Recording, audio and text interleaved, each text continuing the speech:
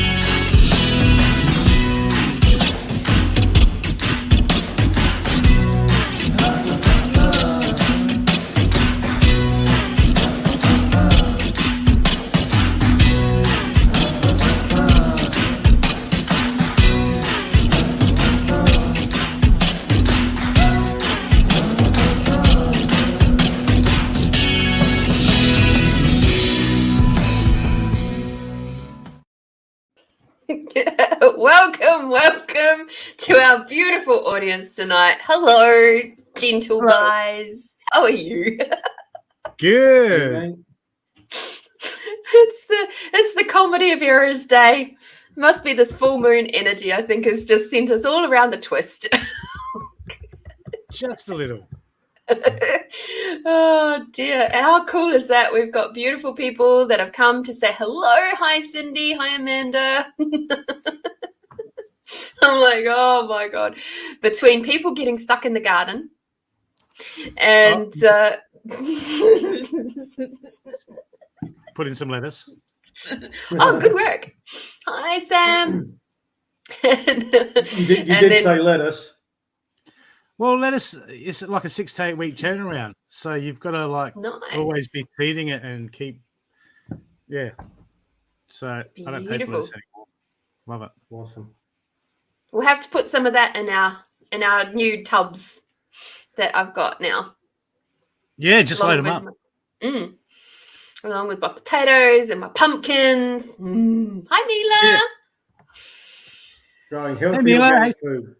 Hey guys. It's been a while since I've seen Mila. Hi Sam. Hi Cindy. I'm sure Hi Mila's Amanda. working around Hi somewhere. Mila. Working hard, of course. Yes, of course. Of course.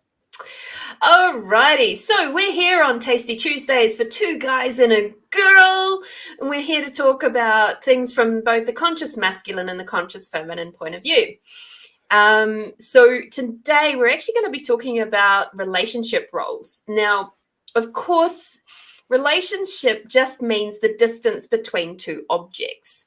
So when we're talking about relationships tonight, we are going to be talking about relationships within a romantic sense, and we'll see where else we go with that. So first of all, my first question to both of you lovely gentlemen is, what was the relationship dynamic that was role model to you when you were growing up? Oh. Well, let's start there. Well, just Dad was working, and then he was young, so he was like playing football. So then he was down the football club. He played in a band on Fridays and Saturday nights. So I guess Mum was always at home, but she worked too, as far as I can remember. And but that all sort of turned south, I think, when I was about 9, probably before then. And so I come from, my home was a broken home. It was sad at first, but my parents did have that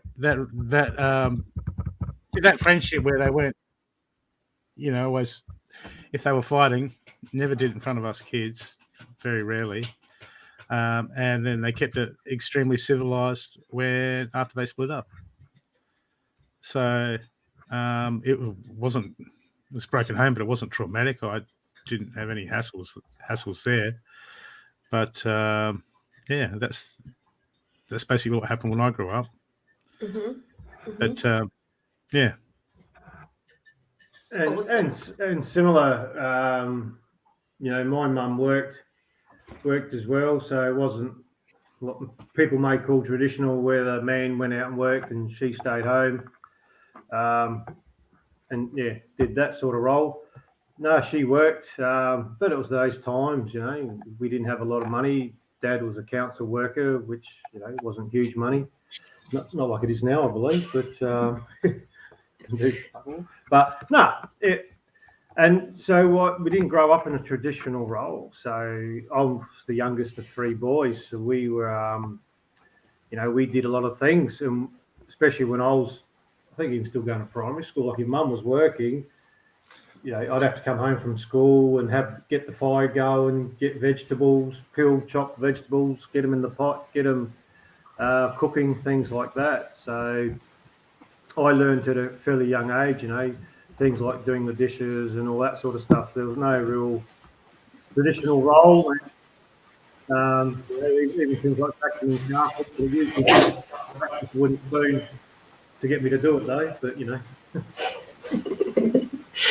And Brooke, what was your role within the family dynamic back then?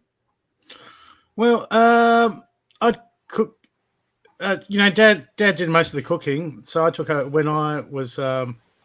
So I eventually took over the cooking when I was living with my mum at a very young age, because she didn't like cooking. My sister loved cleaning, so my sister would clean, I would cook, and mum would go and bring home the bacon. So and it worked well. Yeah, but there was a lot of, there was there's still that underlying friction between Mum and Dad, and sort of Dad eventually moved on and got on with his life. Mum did too. She got on with her life. She went out and studied after they split up, got a degree, but held on to a lot of resentment and bitterness and pain that she never let go of to the day she died, unfortunately. Yeah, for sure. Just having a look at Amanda's comment there. Thank you both for sharing with us that your childhood, the way that you guys grew up. It's I think it's important to see the different ways that we came through in this world, and how our original family shaped us. So Amanda says she doesn't remember her folks ever being together, and her dad was never with anyone else, so she didn't really see or recognize roles growing up. Interesting, hey? So for me, I also came from a divorced family. My parents were together until I was about 6.5. But both of my parents worked. I don't recall Mum ever, doing the traditional stay-at-home thing. Because they were both young.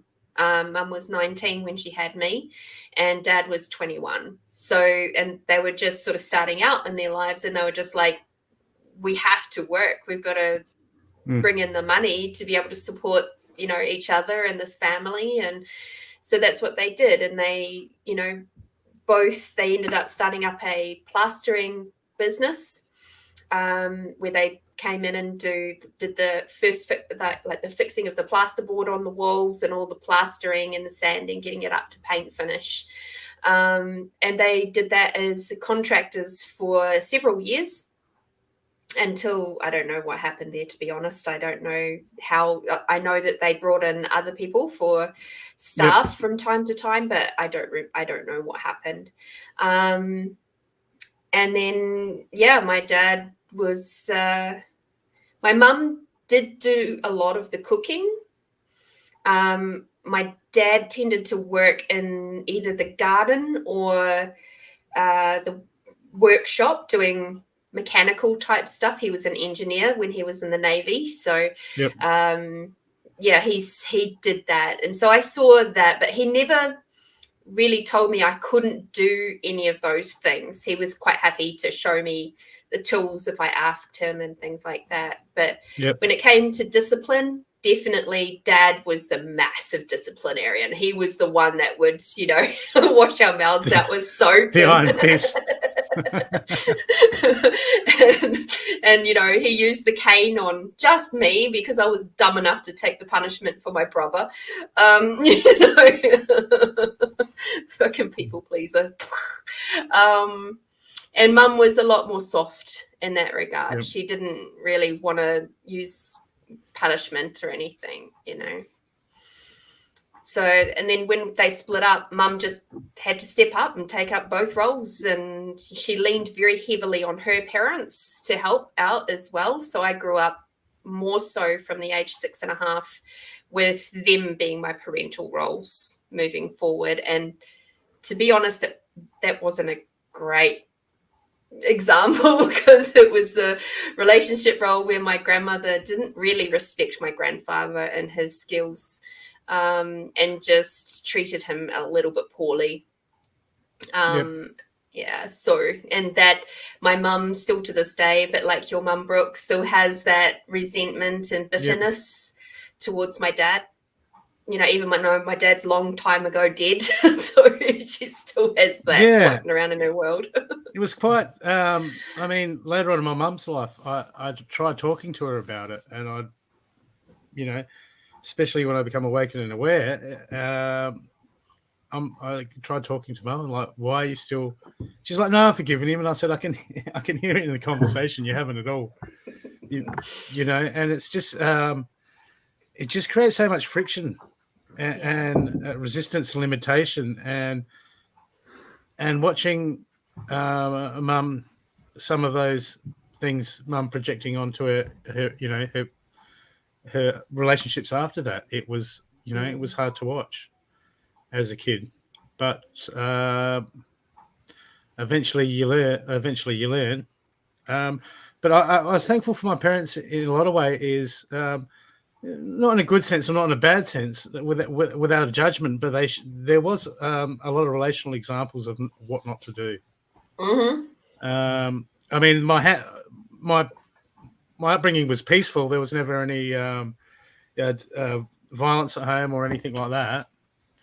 It was just, you said your parents were plastered. My dad was a teacher, but he'd come home plastered some days. And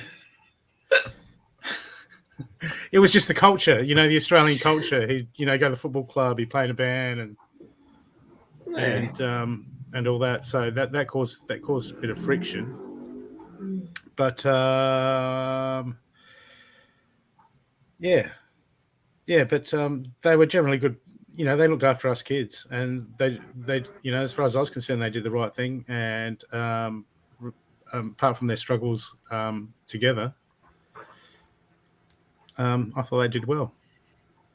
Dad was, Mum would sort of discipline. They would both when they had to, but what I remember is when I was like sort of more growing up, getting around, at 10 or, after the 10 and the teen years, his dad sort of it was really good that he didn't rule with an iron fist, but he'd give me space to make my own mistakes, and he'd give me space to learn, and he wouldn't be on my back or judgmental. And, that was really brilliant.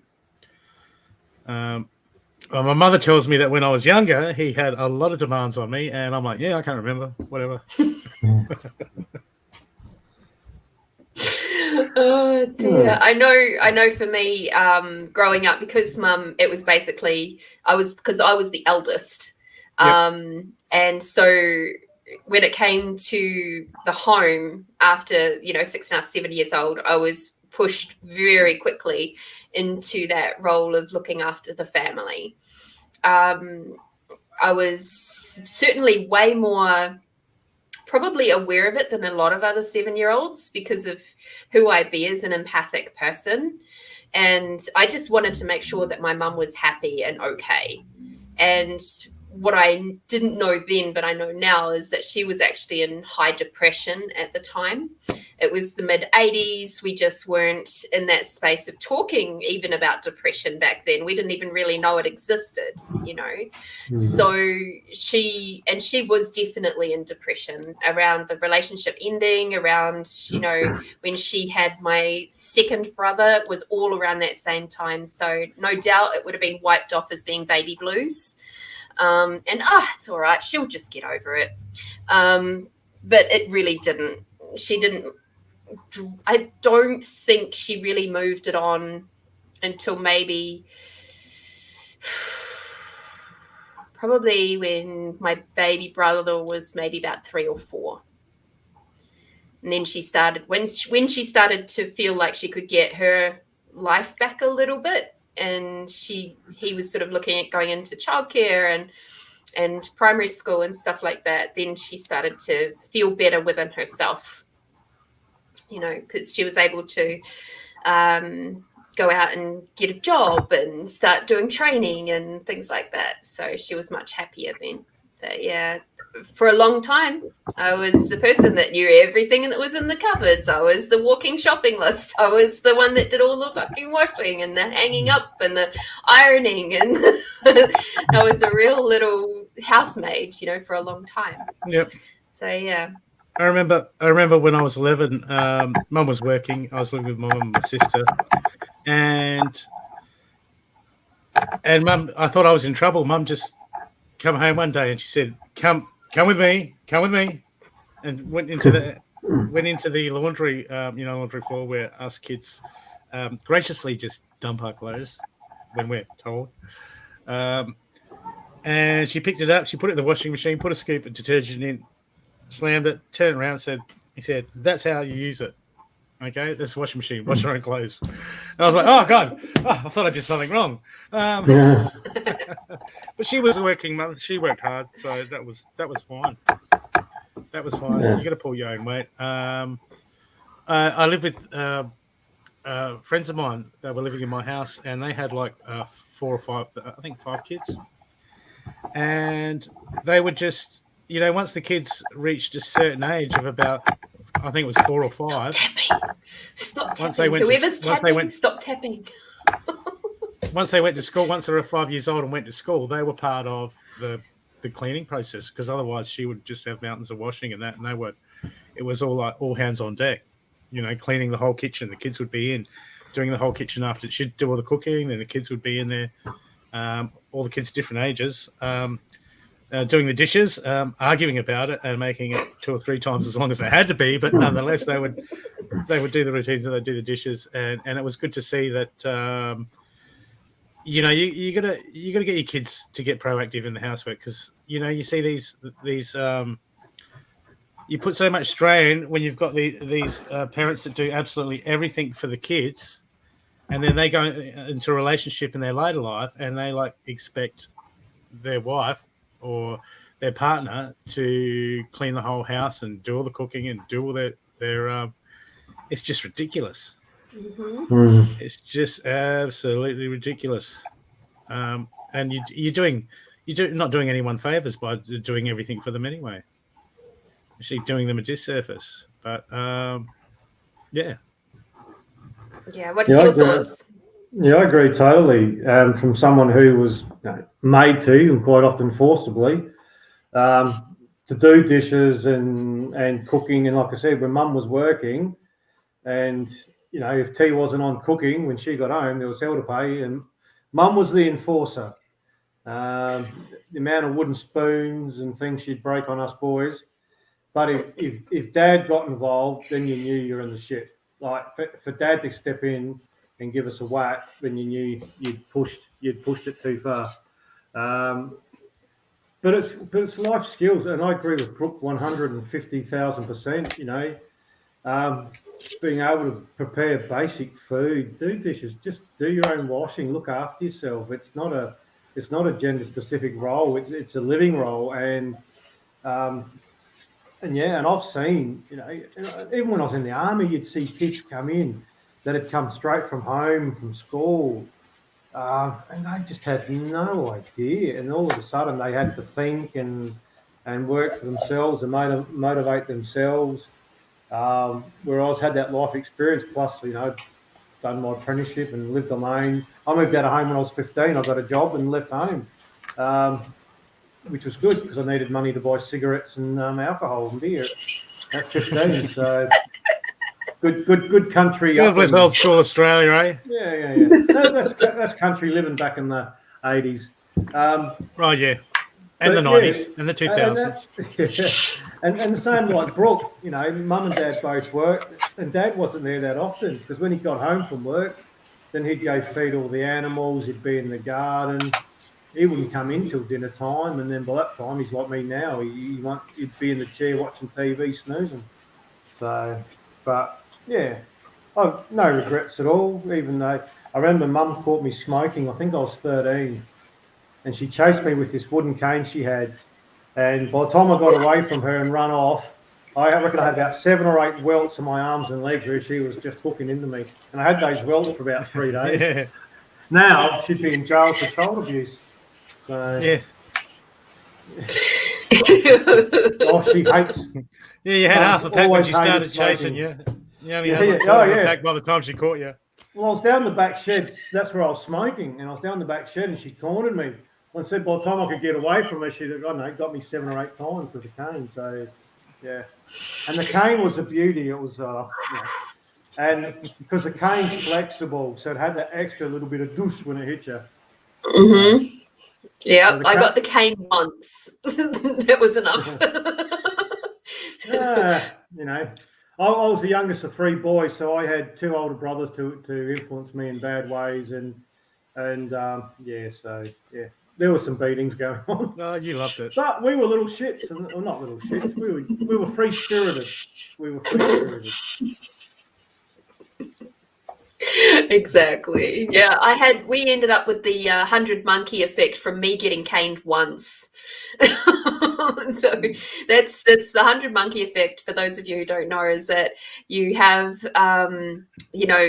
the colony of monkeys, and you have them exposed to the exact same reward and punishments. And after a while, what happens by the time you get to the 100th monkey, the story gets passed along, so much so that the 100th monkey doesn't even need to have the reward or the punishment to be able to just know what to do. So by the time after I'd gotten it, it was just like, yeah, no. And as soon as mum used to say, I'll get the cane, it was like, poof, we were gone. Whatever we had to do, we'd gone and done it. If we had to leave, if it was a case of just get out of the house or I'll get the cane. Whoop, okay, poof, off we're gone. It was awesome. So, yeah, we actually tried to hide the cane from her so that she couldn't use it. And she's like, where's the cane? Not that she had any thoughts about actually using it, but it was just there as a preventative. Yeah, the cane. Like, we all got the cane at school, and now it's like, oh, it wasn't that bad. Yeah, it hurt. So what? I mean, growing up as a kid, I hurt myself more times than not doing silly things than worrying about a bloody cane at school. Yeah, just having a look at some of these comments. Sam saying that her teenage kids have it a bit too easy. Yeah. She's off to tell them to both go and do the dishes now. Go, Sam. Yep. We got you back. And they just said that they've basically lost control of parenting with all these new age laws, and that, yeah, some parents did take it too far, and I totally get that too. Yeah. Cindy said her mum caught her smoking behind on the back fence, got a smack on the backside and was told to throw that cigarette away. I was 10. I tried smoking when I was 4 because both of my parents were smokers, and my dad would be working downstairs and under the cars or whatever, and so he'd say to me, oh, go tell your mum I want a ciggy. And so I'd run upstairs and I'd go, Mum, Dad wants a ciggy. And so she'd light it, take a couple of drags, pass it to me, and then I'd run it back down to him. And one day I was halfway down and I was like, what is this thing? Why did my parents like it so much? And then I was like, took a drag and went, coughed up a lung, went, oh, I don't know why they like this. This is disgusting. And I never touched a cigarette since. Lucky you. Nuts. I had my first cigarette at the age of 21. Wow, so 21. late. Just wasn't interested. I think What I would had it my take for you first. to get back there? I've been back there a few times. I'm trying to get back there now. I had my first real cigarette at 13, and I used to pinch cigarettes off my dad. And when I was younger than that, but the first time I actually properly smoked, we're at a party. I'm pretty sure, no, actually, it might have been 12 or 13 anyway. And this guy there was rolling cigarettes, and I don't know why I asked, but I said, "Oh, can I roll your cigarette?" And he rolled it, and he must have teed it up with my dad. And then he said, "Well, now you got to smoke it." And I'm sort of going, "What?" And the first time I ever did the drawback, far out, my lungs were on fire, and I was like, "But no, you still smoke for another 30 years or whatever." But yeah. Oh, sorry. Funny story about days gone by with cigarettes. My auntie used to live in Sudan where I grew up. And occasionally she'd send me down to the local shops, which was only a 2-minute walk away. And she used to smoke Marlboro Gold, and it used to cost, I think, $1 for a packet. And sometimes she'd write a little note for me to take. And then I think she realised that one day that I was pinching cigarettes out of the packet. And yes, that stopped. But yeah. But I was younger then. I might have been 10. But that was it was all big game. But of course, you just lit it and bump, what we call it, bum puffed on it. So yeah, just a little cool story about cigarettes. Oh dear, my parents smoked Pall Mall Red. They used to send me into the Pall Mall Red. No, Pall Mall. And we used to run into the shops. They'd send me into the shops with the money. And, I was only little, like around about that 4 or 5 years old. And give them the money. Couldn't do that now. No one cared in those days, did they? No. Well, it was assumed that it was for your parents and not for you.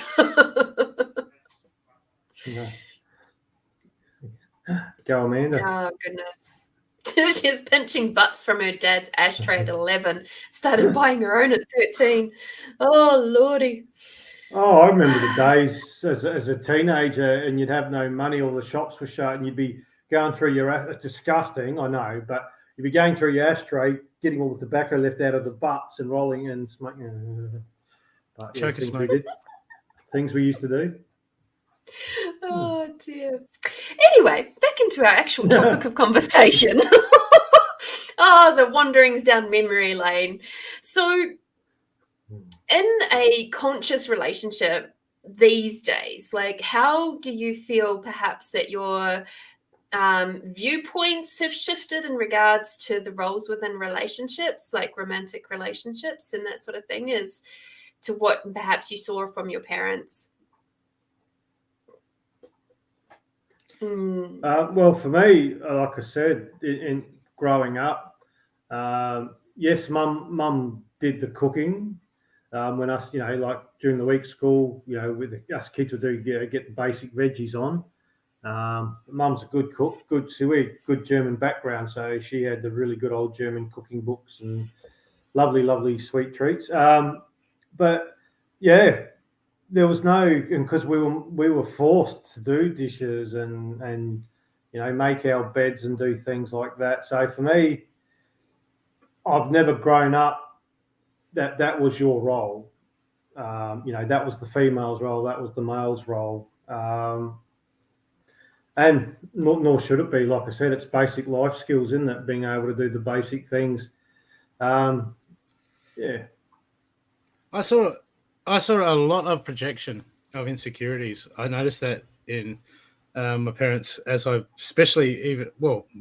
was witnessing it before I was aware, and then when I become aware, a lot of projection. Like they would need, there would be a lot of arguments that would start over comments, and it would all be, they would take it as everything as a personal attack on who they were as a person. and there was a lot of projection. And I think my mum was on a lot of medication in her later years because she was a transplant patient. And I just keep reminding everyone, it's like, back off. When people are on medication, they'd be like, oh, they said this and they said that. And I'm like, well, they're sick. They're on medication. They're not feeling right. They're going to be snappy.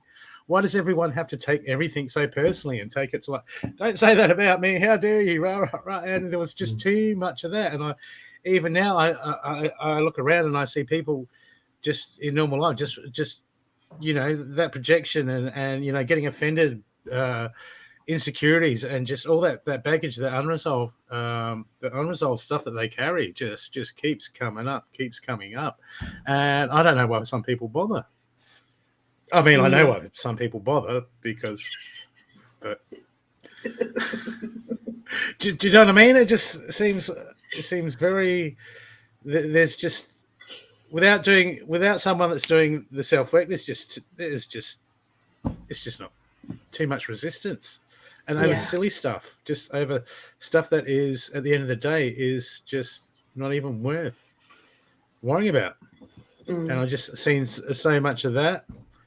And it's sad that,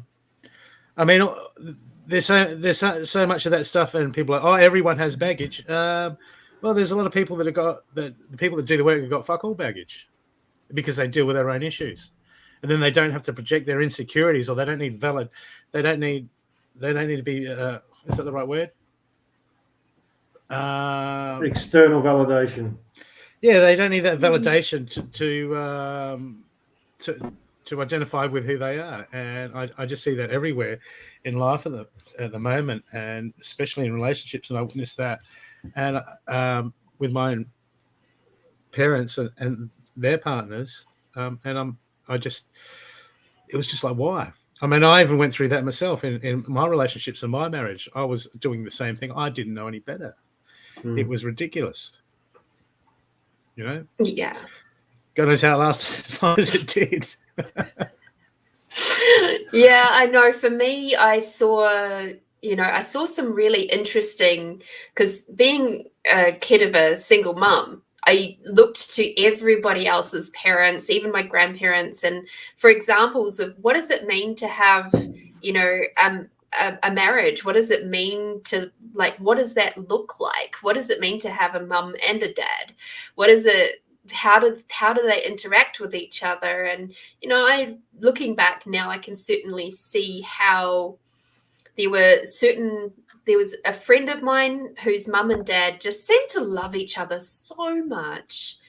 And I was just like, wow, like they'd adopted 2 kids because they couldn't have kids of their own.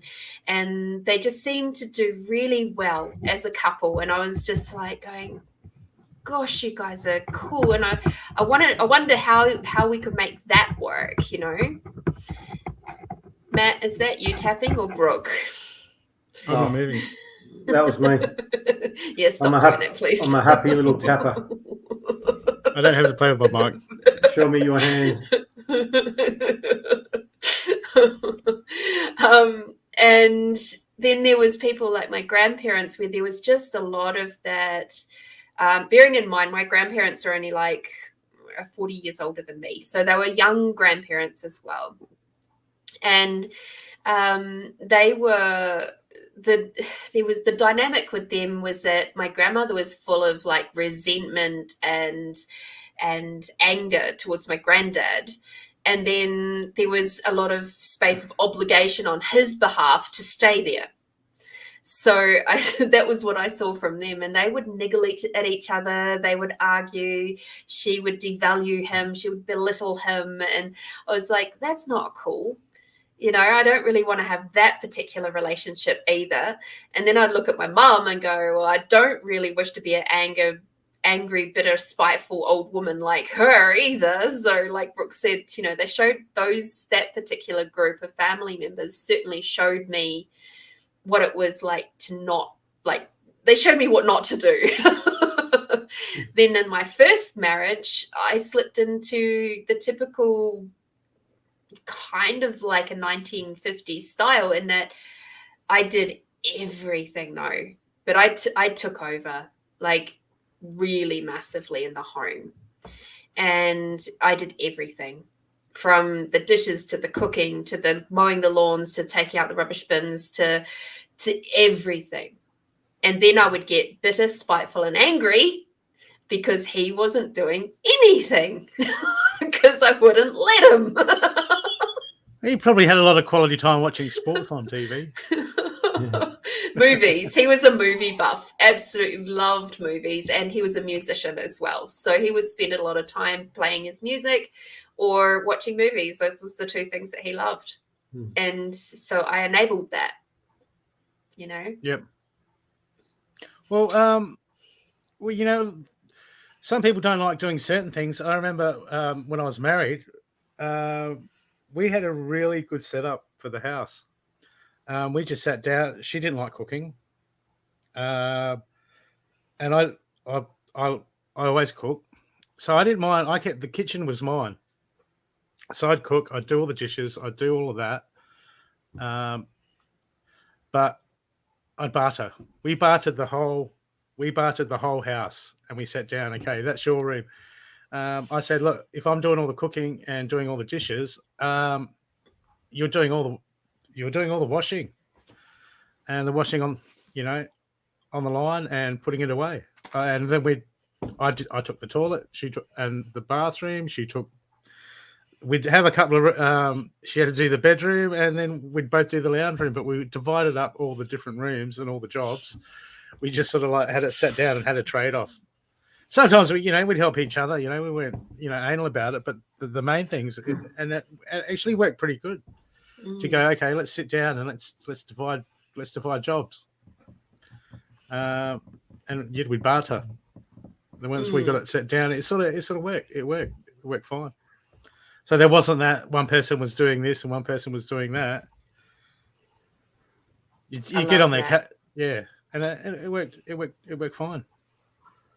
Well, yeah. I mean, many years ago when I was married, my ex, she did all the cooking. Because there was kids involved, and she did all the cooking, so I did all the dishes. Cooking kids? Yeah. That might have saved a few meals. Yeah, so I did all the dishes. So I thought that was a fair trade. She cooked, I did the cleaning. So. Yep. I kind of love that arrangement too. It's like I actually don't mind coming home and cooking after I've been working all day. If I know that I don't have to do the dishes afterwards, it's bloody awesome. To be honest, I'm just like, oh, thank God for that.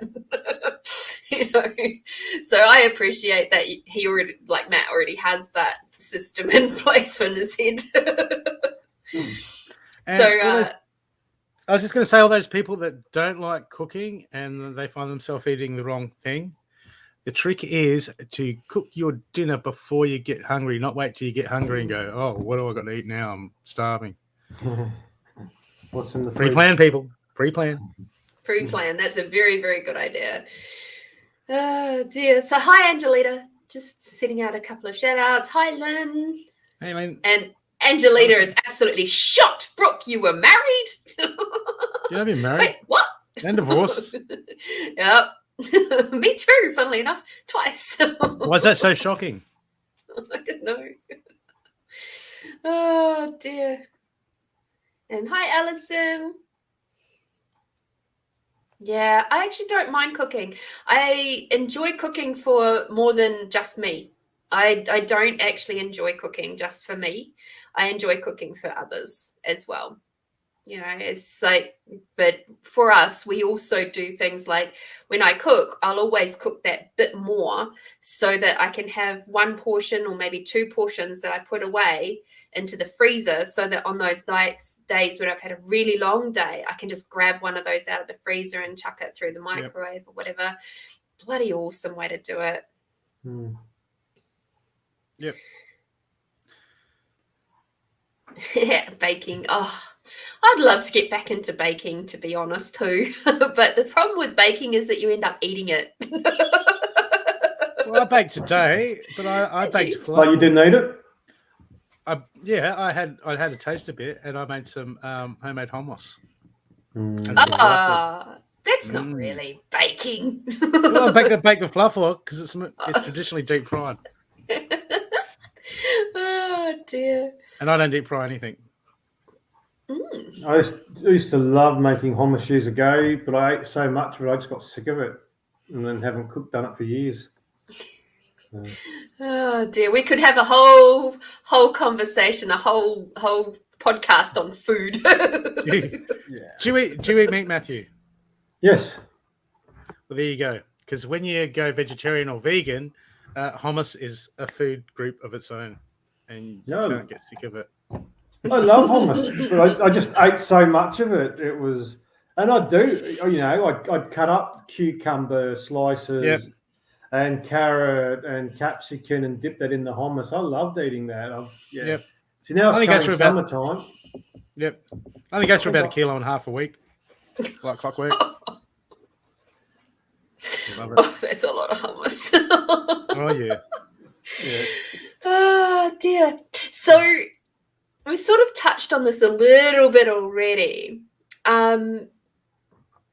If you had your ideal relationship, and these days, now that you've done a lot of work, now that you've in a different space, you sort of healed a lot of that stuff, removed that stuff of your parents out of your world and all of that sort of stuff, and you are just who you be now. You're, in regards to you both, it's the conscious masculine man.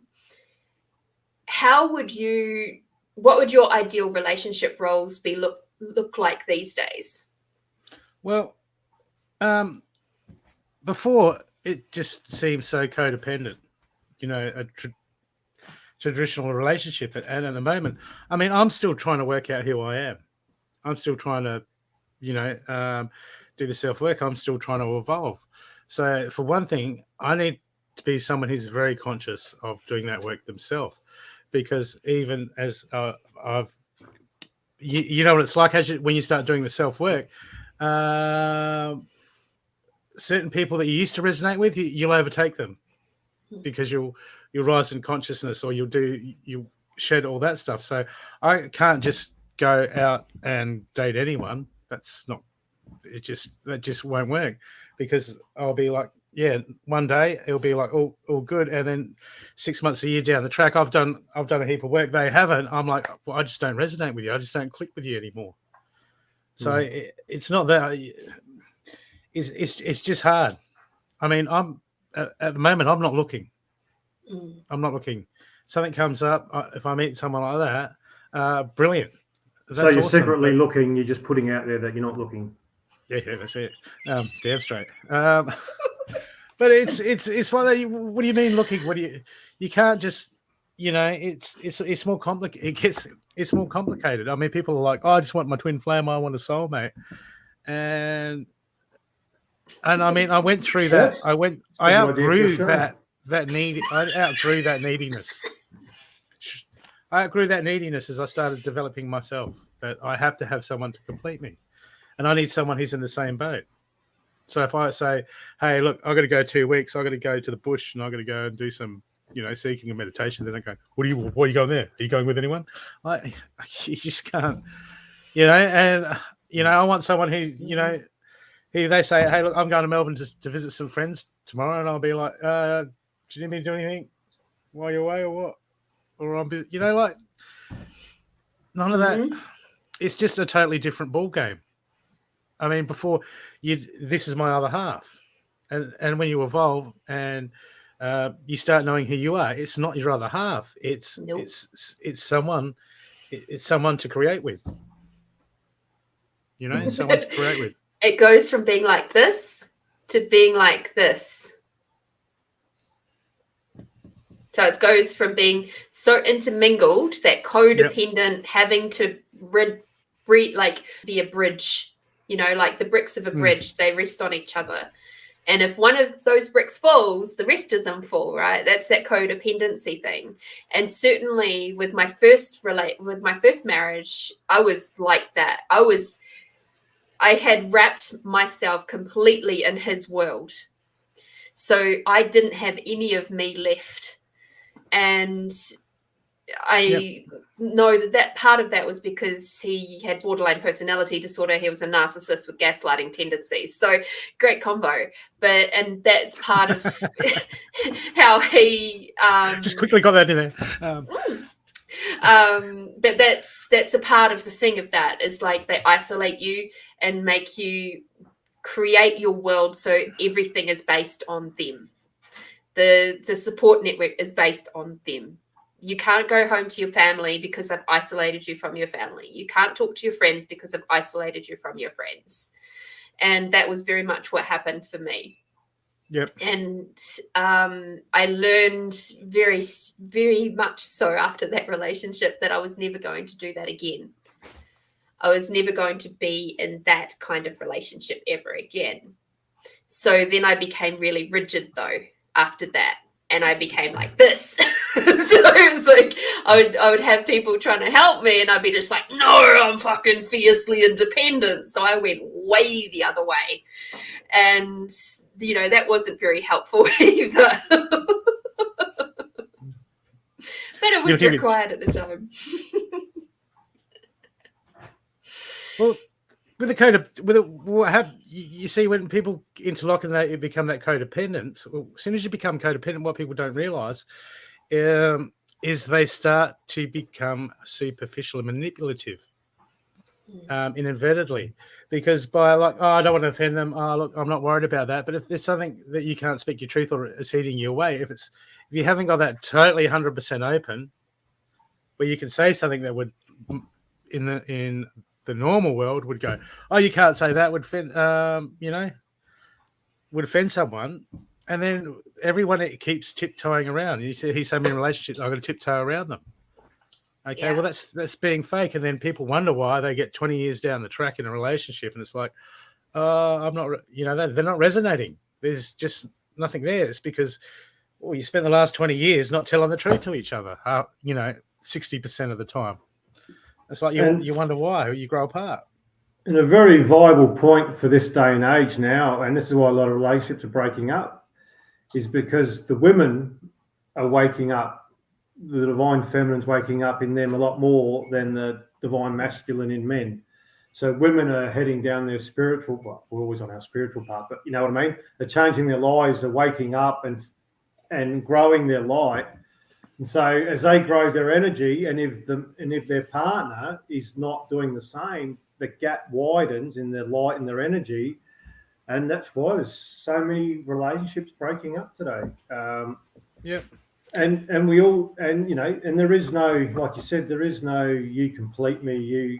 If you're not a whole in yourself, it's never going to work.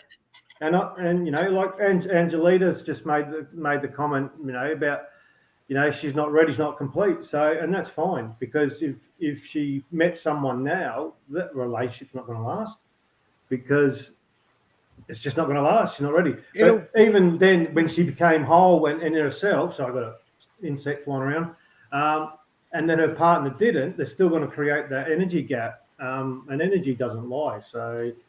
And one thing I would like to actually mention while we're talking about it, relationships, is that, because it's been on my mind for a little bit, is to have your own time.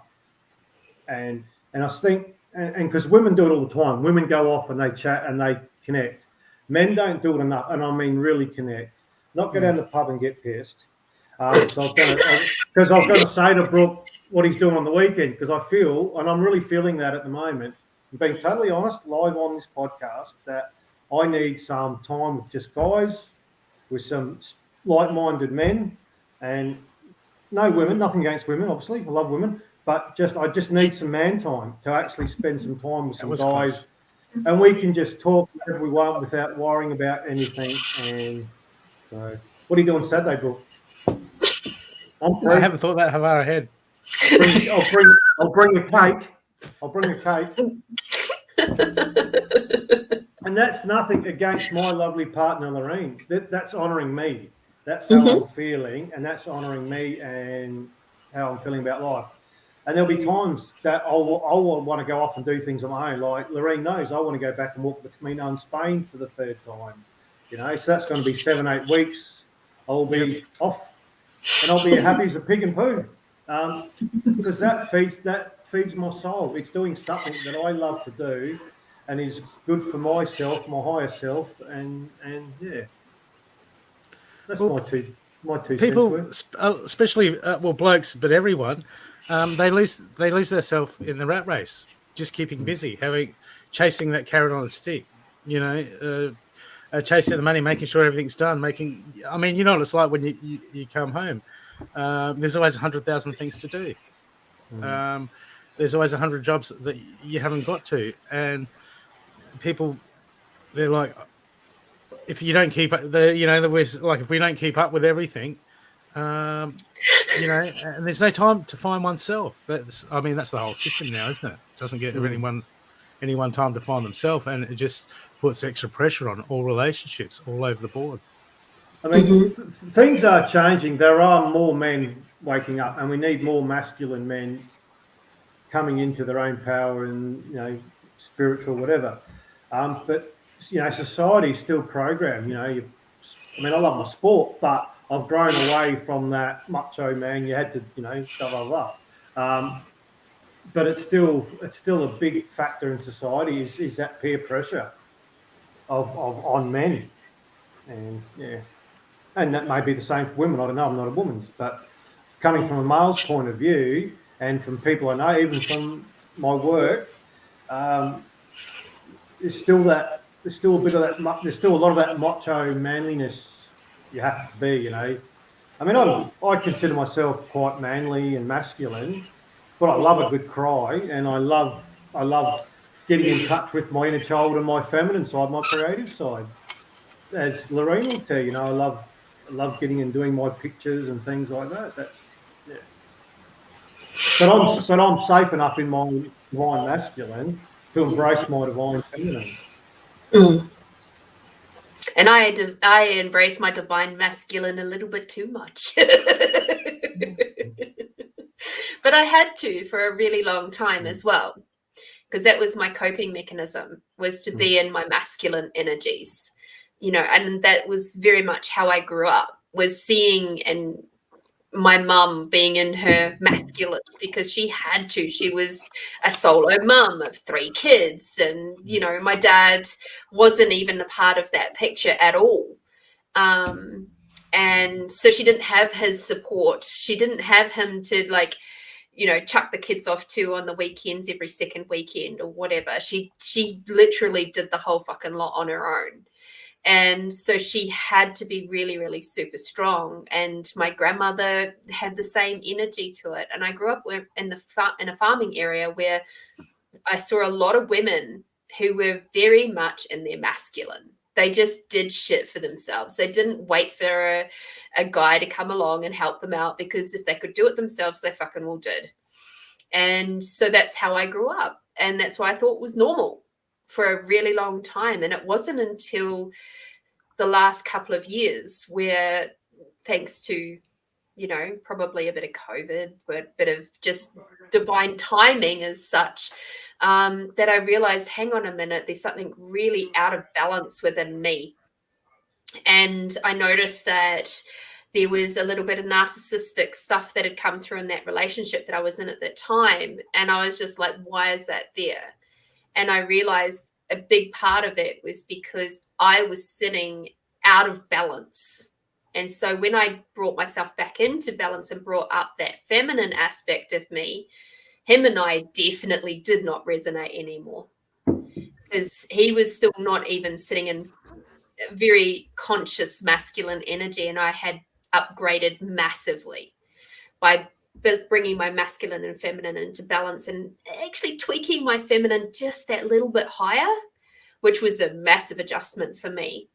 And, you know, one of the things I was going to say in response to what Matt was saying around, you know, your own space, was that was a lesson that I learned very sharply from that particular relationship. Was I was more than happy for, because, you know, being at my my space of spiritual journey that I was on. I was like, yeah, go. If you want to go hang out with your mates, go, enjoy, have fun. And, you know, just go do you. Go talk boy shit. I don't care. Just enjoy. What was that? No, I'm just thinking of the of the Access course when it's got what women mean and what men mean. Go with your mates, which secretly means if you go with your mates, you're dead. But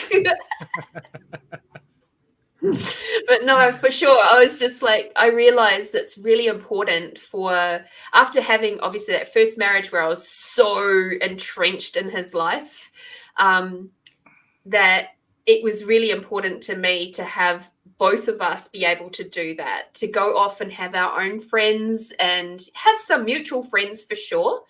But there was I put a really big importance on having our own friends too. And so the thing that I noticed with that particular relationship was that when I would go out and I would have time with my friends, I would come back and within 20 minutes of me arriving home, there would be some kind of snarky remark or something that he would say because he was jealous. He was jealous of the fact that I was out enjoying myself and he wasn't there. And yet when it came time for his friends to be around our place or whatever, if I was to be there with him, he would get shitty because I was there with him and interacting with his friends. So it was like, I'm so confused right now. And it was, on reflection, it was easy to see it's because he's not mature.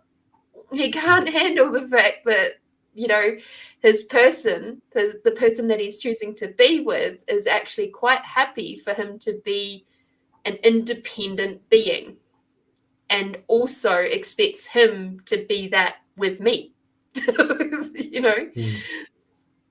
So it's like, I look at it as when you spend time apart, you've got things that you can talk about when you get back together. If you spend all your time together, 110%, you've got nothing to fucking talk about because you know everything. That's boring. Can be. Hey? I'm boring. I said that's boring, not Matt's boring. I was taking that very personally. Yeah. Hey, did we say hi to Michelle? Hi, Michelle. Hi, Michelle. And how's the cheeky thing about me talking about going to Brooks? You know, Cindy's suggesting I go work for free in his garden. What? It's going to be nice weather on Saturday, so you can totally do that. Free labour, Brooke. And apparently I've got to pick up a gazebo from your place, Brooke, for a net. So there we go. We'll lock it in for Saturday. Let me know if you're free. Okay, Saturday. And I'll bring a cake. I don't know Saturday. Might be doing something Friday night. Or Sunday. Yeah, Sunday. Sunday will work. Sunday's good. You've got nothing on? No. Don't think. No. Are you two joining a nudist colony? Nudist colony? What? You said you had nothing on. Well, you can only see the shirt, can't you? So who knows what's going on down there? I don't.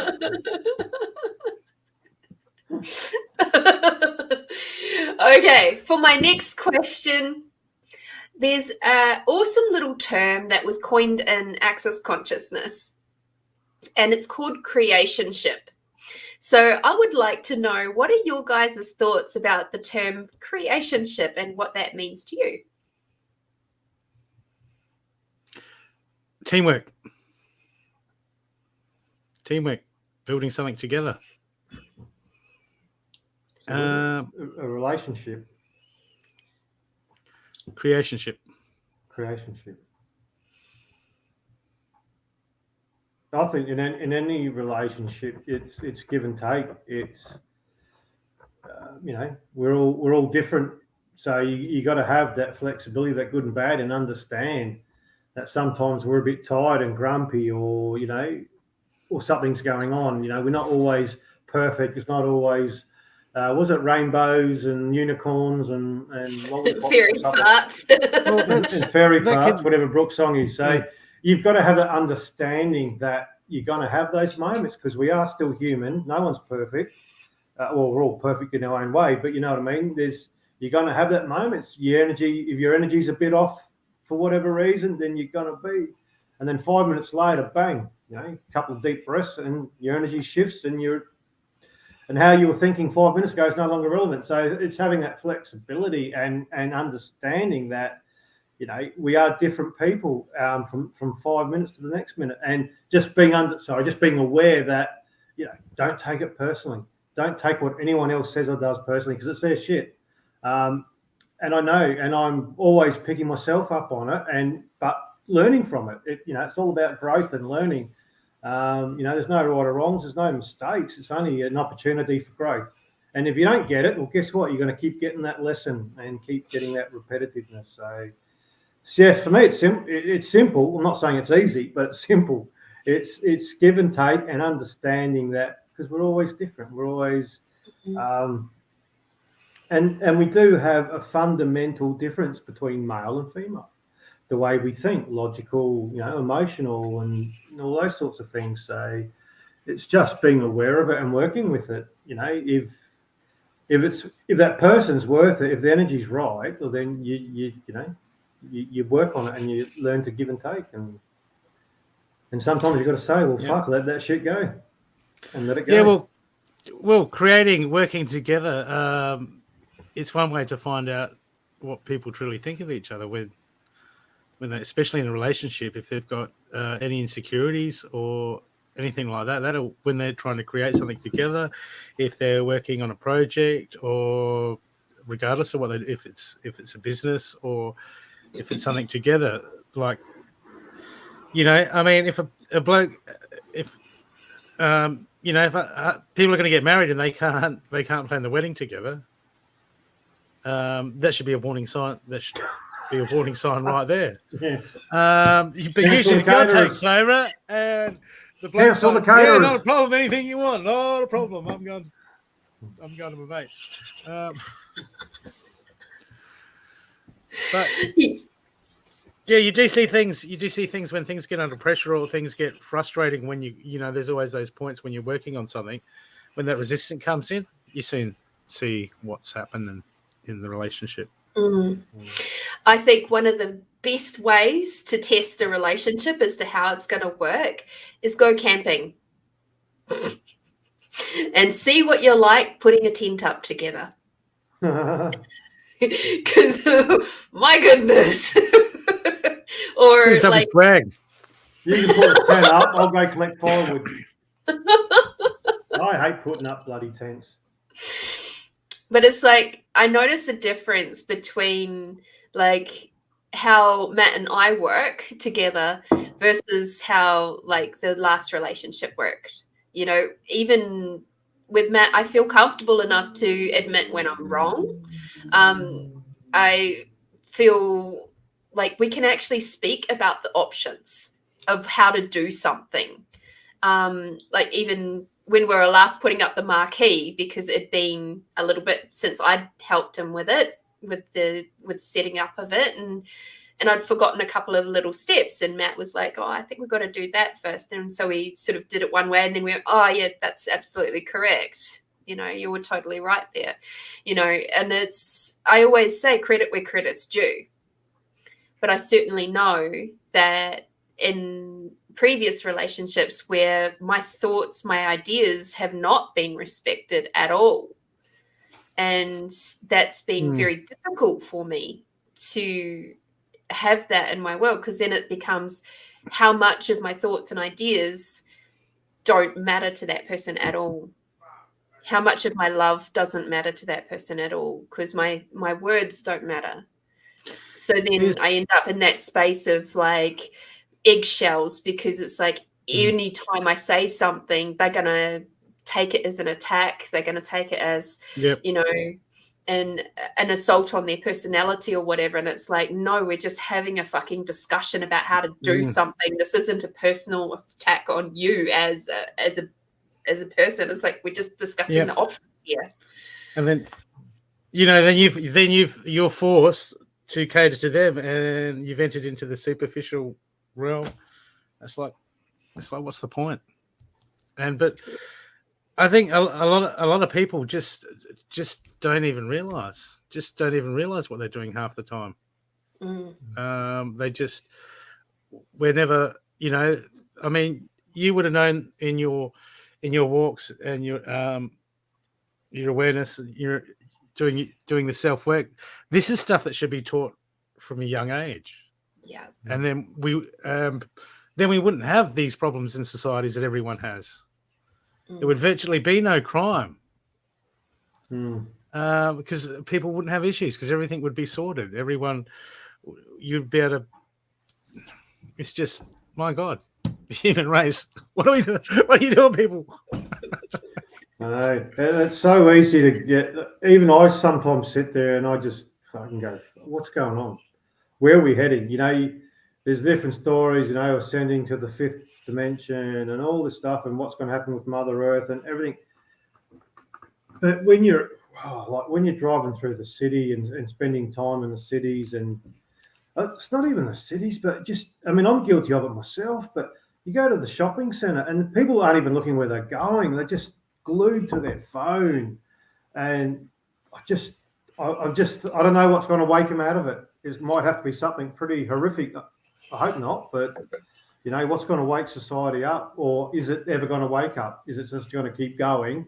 Those of us that are doing the work and are awake and aware, obviously we'll be moving on up, as the M people sang many years ago. Moving on up. That's the one. Just love that song and their discos. But you know what I mean? Or are these people just doomed? And honouring that's part of their journey. They're not the higher evolved souls. You know what I mean? And I'm making myself. Well, I'm tired, so my brain's a little bit wavy. But you know what I mean. But I really. But then I realised, no, I've got to snap out of that. You can't get sucked down. You can't go down that rabbit hole. You've got to rise above that shit, because that society, that energy is really dark and dense. And especially now what's happened in the last couple of years, it's even fucking worse when everyone so for me, then I just get back into my heart and go, right, no, us light workers, we just got to lift our game. We just got to keep putting that love and light and that energy and that work out there, and trust whatever's meant to be will happen and be. Over the years, 2012, 2000, there was always reports of doom and gloom. And it's going to be this, it's going to be this. And even now, this is going to happen, this is going to happen. But if enough people do the work, send out the work and do the love and light, but, send out the energy and the love for healing, we can stop this shit. We can jump timelines. We can change things. It doesn't have to be that way. It's when people sit on YouTube and everything else and just get stuck right into that thing. When Trump was president was a perfect example, how much went on with that. Anyway, that's enough from me. I think I've said what I had to say on that point. Just stick to your heart and put good thoughts out there. What else can go wrong? So, Brooke, did you have anything to say to all of that? I forgot what we were saying. Well, yeah. Well, that's it. You get those relationships that last, and it usually comes down to two things I've noticed when I've met couples that lasted. One type will be slightly resentful, and they'll just one of the partner will just bottle it up and just say, we'll bottle it up, and they'll just carry that because that's what they're meant to do. And then you've got those other ones where the people have just got allowance for their partner to just do what it is they're doing and be themselves. And they're able to just be themselves and actually just love each other without being overly judgmental or ball breaking. Just get the job done. And I've met plenty of old couples like that are just they've just got that they've sort of come out of that judgment on each other, so they're not projecting insecurities. They've learned not to project all that crap on each other, because that's the thorn in the side. Yeah, absolutely. And I would just like to add to that. Actually, I'm gonna ask the next question. What is your top tip for a successful relationship? Successful conscious relationship. Brooke, I'll let you start.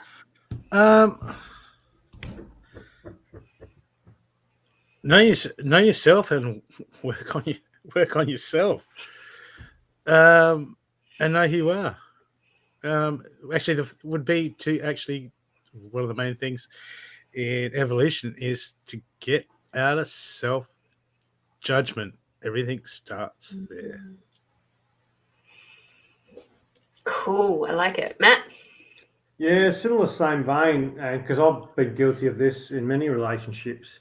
Be self-empowered, because if you're not self-empowered in yourself, then there's going to be an imbalance and the relationship's not going to work eventually. If you're centered and self-empowered, and that's not being selfish or anything, that's just being true to yourself, then that will flow on with your partner, because if you're not, then there's an imbalance. And as we know with energy, imbalances don't work. They go whoop. So yeah, and also it's a 0.5 addendum to the top tip is give it as that simple of give and take. And like I said before, be an allowance that you're always not going to be 100%, and you might snap, or you might be grumpy, or you might be this or that or that. So just having that allowance and awareness around each other, and understanding that, and being able to go, right, let that shit go. Yep. Awesome. You can always stir. I love stirring to diffuse attention. Oh, someone's got the poo-poo today. Yeah, it's done very mindfully, depending on I put who my you're foot with. in it. I've put my foot in it plenty of times. My top tip is learn how to communicate. Because if you are doing the work and you're self-empowered and all of that, if you can't communicate with your partner in an open, non-judgmental way, you're fucked. If everything is you're doing all this at work and and you're with your friends and it feels great, and then you go home to your relationship and you shut down and you slip into that other role, you're fucked. You can't have the allowance because you're not communicating yourself very well with your partner. And it's also to learn your partner's communication style as well. So I wish that was something that was taught in high school, how to communicate, and to communicate healthily, and to also realize that people don't have to agree all the time, that it's actually really normal and really healthy to have discussions, and that discussions don't mean that they are attacking you personally. It's just you're having a difference of opinion or a different viewpoint. Like, so often I can think of so many arguments that I've had with previous partners where we're actually talking about the same thing from the same angle, but just slightly different words. So it's like I was actually agreeing with them, but they felt like I wasn't agreeing with them because I was using different words. And at the end of the day, I had to go, look, just stop.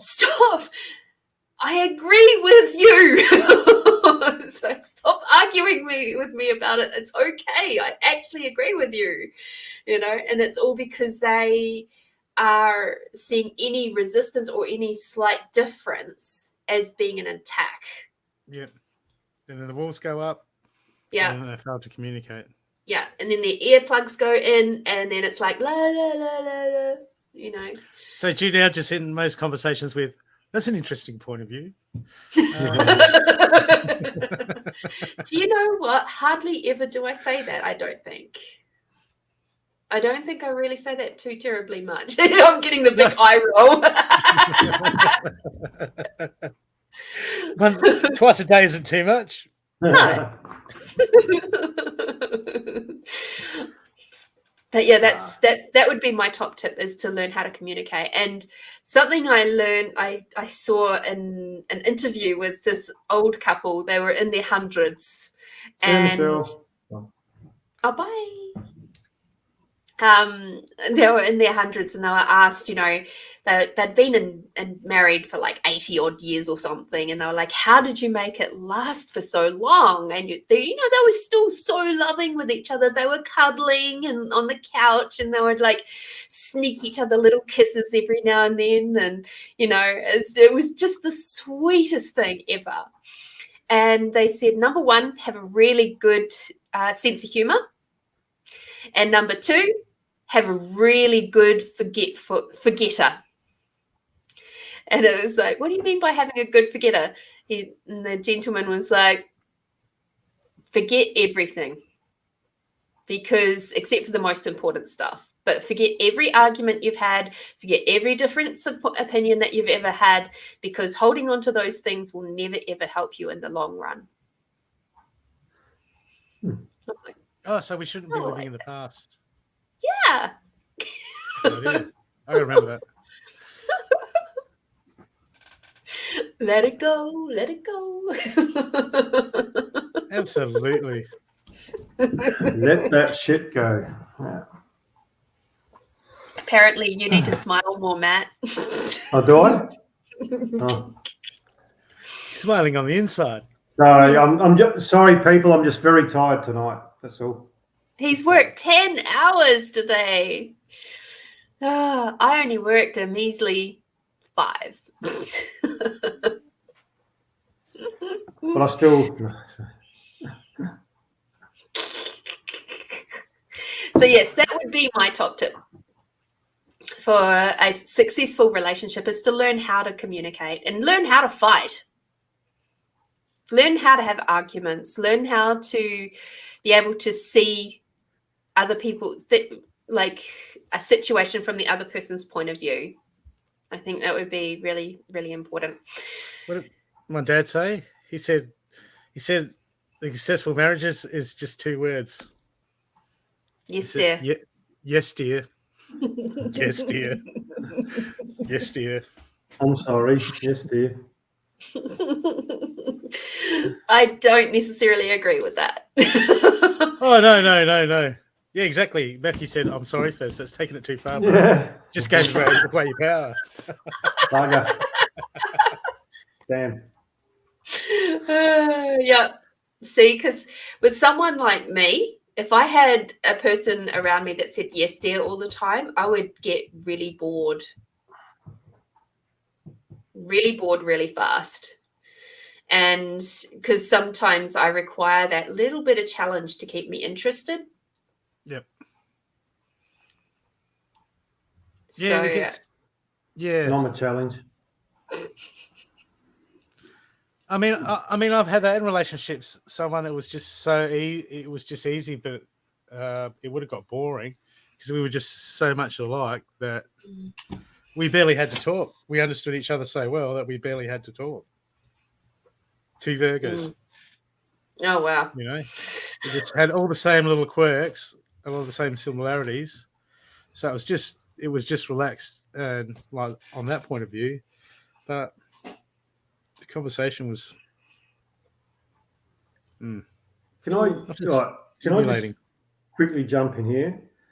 Just read like Angelita's what she got. I listen more than I speak. I find myself being submissive because, as Lorene will tell you, I speak about this when I do my workshops, and I just did one on Sunday, sound bath and drum healing session. And what Angelita's saying is how I used to be. Like I used to be too afraid to speak because I was not self-empowered. I was not standing in my own power. And why she said I listen more than I speak, which is good. Listening's actually a good skill, to be able to listen and not talk and just listen and actually hear what the person's saying without wanting to jump in and give your opinion on it.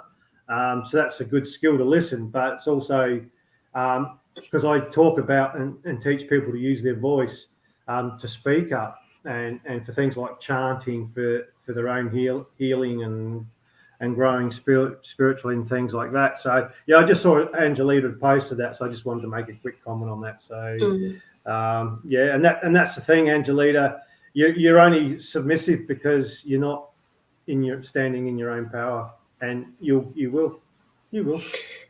The other thing with that one that was just popping into my mind as you're saying that is being aware of where you're being a people pleaser. I used to be a wonderful people pleaser, so I would do the same. I would sit and I would listen. I learned a lot about how other people thought and what made people tick, which kind of used to confuse my parent, like my mum, a lot, because I would be able to tell what she was thinking, why she was thinking a certain way about something, especially when it came to me in my teenage years.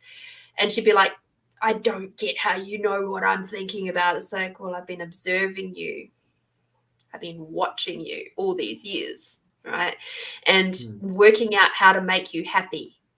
So I don't have to deal with your anger. So I don't have to deal with your rage and your bitterness and your resentment, because I don't like it when it's when it comes my way. So that's a coping mechanism as well, as it's to do with people pleasing. And when we don't wish to upset other people by giving a differing point of view, that's a really big sign that you're a people pleaser. And it doesn't mean you can't change from that. You can. But again, like Matt said, it's about learning how to stand in your own sovereignty and your own power. Yeah, people pleasers, love and light. That's going to be our topic next month, right? Love, light, and bullshit. Oh, bring it. I have plenty interesting points of view about that. Well, that's an interesting point of view, Brooke, that you should say that and have that point of view. Oh, Jesus. Yes. Sorry, that's another lifetime. Yes. It's an in-joke. Hi, Carly. Yes. So I think that is about it for now. I think basically we've covered the fact that in a conscious relationship, either of you can be doing any particular role. It's helpful if you've agreed upon it and you've had that discussion about what to do. And it doesn't have to be that the woman does all the cooking and the man does the lawns. It could be the opposite way around. It just depends on what works for the couple. And I think that's the biggest difference between, say, our grandparents' time and our time, is that those roles, and it is more accepted that, we do have a wide variety of skills, and that, women are capable of doing those more manly jobs, and the men are well and truly capable of doing the more feminine jobs. Like, I tell you what, one of the most beautiful things Matt does for me is he goes and does the vacuuming. I'm just like, oh, thank you. It doesn't happen all the time, but I'm really grateful when he does. When you've had to take care of things for yourself for a long time, it's like, it's wonderful to have someone else to come in and create that teamwork, like Brooke was saying. To me, a creationship is exactly that. You are creating a life together as a team. And, within that, you do have to have space. You have to have together time, and it is about growing together as a couple, and I completely agree with both of you that if you're not on the same page as such, like, before Matt came into my life, I said, I have to have somebody who is on, like, in the spiritual world, in their development stages, has been on their path for a really long time, longer than me. It was really important to me, because it was like, if I couldn't find somebody who would be able to speak the same language as me and comprehend the fact that my spirituality and my healing journey is so fucking important to me, if they can't comprehend that, we're not going to be able to have a good relationship, and they're going to end up angry and resentful and jealous of the work that I was continuing to do. Because there'll be times where I shift and change so fast, it'll be like I'm a completely different person in 3 days or even a day. And if he's not used to that, if he's not had that experience, it's just like, oh, who the fuck are you? And then it's like they then take that on themselves. They go, la, la, la, la, la. And just goes nasty. Just gets really toxic. Yeah. And plus, if you piss the other one off and you've both been on that journey, you can go, hey, you're pissed off. That's your shit. Fucking deal with it. Yeah. That's your trigger point, asshole. Now that it's warmer weather, hey, I'm off to the beach. You please yourself. Yep. Sounds good. I'm off to get my moderation fix. Yes, exactly. And I say, good on you. All right, my loves. Well, that is us for today. Thank you, Brooke. Thank you, Matt, for coming to play. Thank you for having me, Lorene. Of course. I just had to drag you out of the garden first, but that's all good. Daylight saving, it just comes up so fast. I know. So next week I should be having Samantha Jane from Infinite Love Connection on Tasty Tuesdays. So I'm looking forward to having a chat to her. She's got quite an interesting story. I met her up at the Clemsic Fair a few weeks ago. So I'm looking forward to having a chat with her. And in the meantime, you guys all know that I have my Find You Fridays happening on Friday at 8 o'clock. Brooke, when's your next show? Thursday? Thursday. Mm-hmm. Thursday at 8 p.m. on the Trudy Focus channel. Beautiful. And of course, your Feels Like Sunday show is on Sunday. Like mm-hmm. And you're in a couple of weeks, aren't you? You're back on that show in a couple of weeks. End of the month. Yeah. End of the month. Yeah. And Matt, what have you got coming up? Well, you and me are doing a joint thing at the Crystal Pyramid in a couple of weeks. I pulled out of McLaren Vale, Clemsic, because I just had too much going on. And then the last weekend of the month, I will be again at the Body and Mind Psychic Fair, which I think is now being called Universal Light. So it's the big one again. It's the second one for the year at the Wavell Showgrounds. And I will be doing a drumming workshop /sound healing workshop on the Saturday, and I'll be doing one on the Sunday again, same as I did in May. Nice. And then hopefully I'm just still working out availability because as Lorene will tell you, because she was there, I did a sound bath drum healing session at the Queen West studio on Sunday, and it was awesome. It was fucking powerful, and it was full moon energy, and it was really cool. So I'm just waiting to get the availability, and then I'll be doing another one of them in November some stage, which will be on Eventbrite, and we'll spam it on Facebook. As we do. All right, everybody, thank you for tuning in. Thank you, Matt. Thank you, Brooke. And of course, everybody, from now until when we see you all next, be bold, be brave, be you. And do something absolutely yummy and tasty for yourself. All right. Bye, everybody. See ya. Ciao.